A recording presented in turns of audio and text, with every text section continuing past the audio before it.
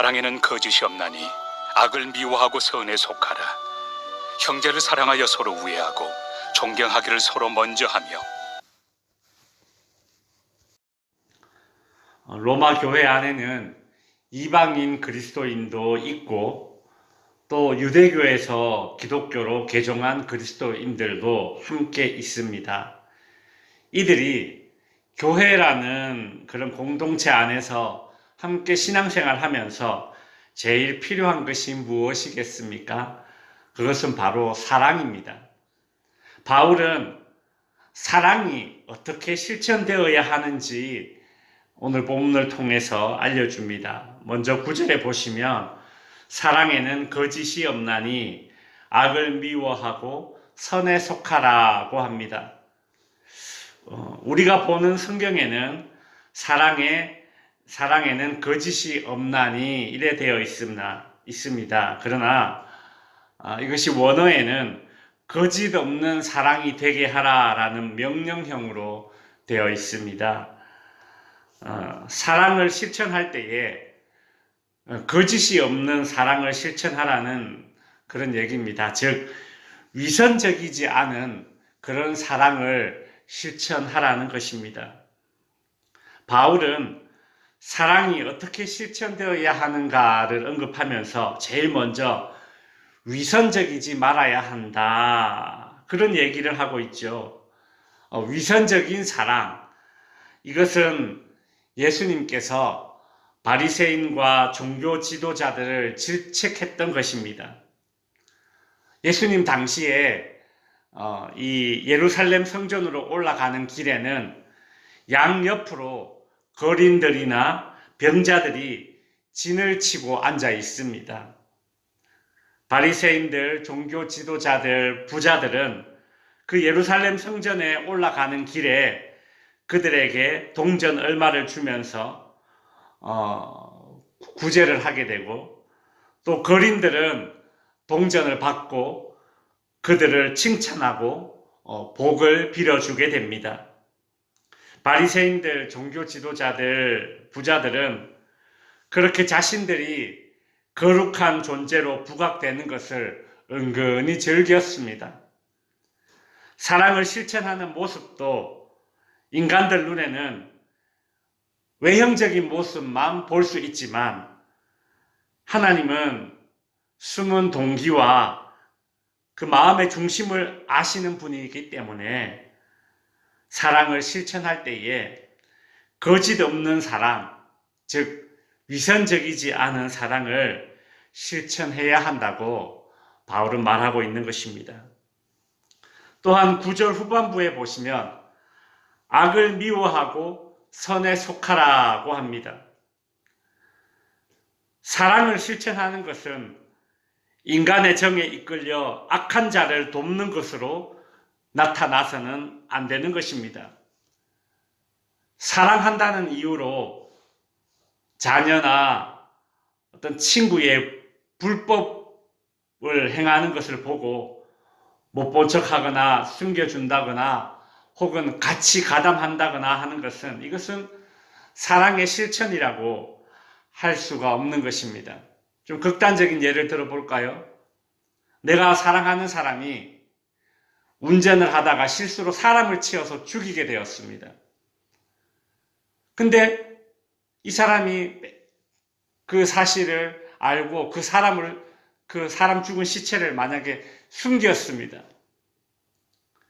근데 내가 사랑하는 사람이라고 해서 그런 사고를 내고 그 시신을 숨긴 사람을 돕겠습니까? 그럴 수 없는 것이죠. 또 그래서는 안 되는 것입니다. 그것은 사랑이라고 할 수가 없는 것이죠.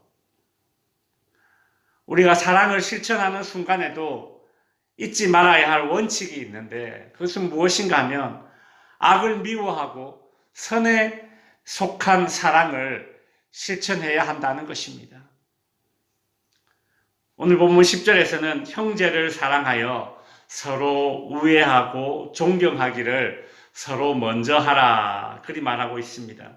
10절에 나오는 이 사랑은 형제나 자매 간의 사랑과 그리고 자녀와 부모 간의 사랑을 이야기하고 있습니다. 형제 자매 간의 사랑의 실천은 서로 우애해야 합니다. 형제 자매 간에 서로 우애한다는 것은 어느 한쪽이 일방적으로 상대를 위한 희생을 강요당하지 않는 상태의 사랑이어야 합니다. 우리나라는 옛날에 아들을 위해서 딸들의 희생이 강요되었고 또 마지를 위해서 동생들의 희생이 강요되는 그런 구조였습니다. 문제는 아들이나 마지가 그 딸들이나 동생들의 희생을 알아주고 어떻게 해서든 그 희생에 고마워하며 갚으려는 그런 자세가 없을 때에 그 형제 자매 사이에는 우애가 깨지기 십상입니다. 바울은 서로 우애하라고 말했습니다. 형제 자매 간의 우애는 어느 한쪽이 일방적으로 희생을 하는 모습이 아니라 서로가 조금씩 희생하는 모습으로 실천되어야 한다는 것이죠. 어느 한쪽이 100을 희생하는 것이 아니라 양쪽이 50씩 희생해서 100을 만들어내는 그런 일들이 형제 자매 간에 있어야 합니다. 이것이 우애라는 것입니다. 어느 한쪽에 일방적인 희생이 강요되는 그런 사랑의 실천은 그것은 우애가 아니라는 것입니다. 또한 10절 후반부에는 존경하기를 먼저 하라고 합니다. 이것은 자녀가 부모에게 어떻게 사랑을 실천해야 하는가를 보여주는 구절입니다. 이 구절을 좀 더 풀어서 설명하자면 존경한다는 것은 상대방을 높이 평가하라는 말이 됩니다. 즉 자녀는 부모를 높이 평가함으로써 사랑을 실천하는 것입니다. 오늘날에는 상대방의 업적과 상대방의 희생을 인정하기보다 평가절하하는 그런 시대인 것 같습니다. 저는 최근에 상대방을 평가절하하는 이유가 무엇인가라는 아주 재미있는 글을 보게 되었는데 그 이유는 자기애가 너무 강하기 때문이랍니다. 자기애가 뭡니까? 자기를 너무 사랑하는 겁니다. 자기를 너무 사랑하게 되면 상대방을 높이 평가하지 못하게 된다는 그런 얘기죠. 말씀을 정리하겠습니다. 바울은 로마서의 전반부인 1장부터 11장까지 복음에 관해서 설교를 했었습니다.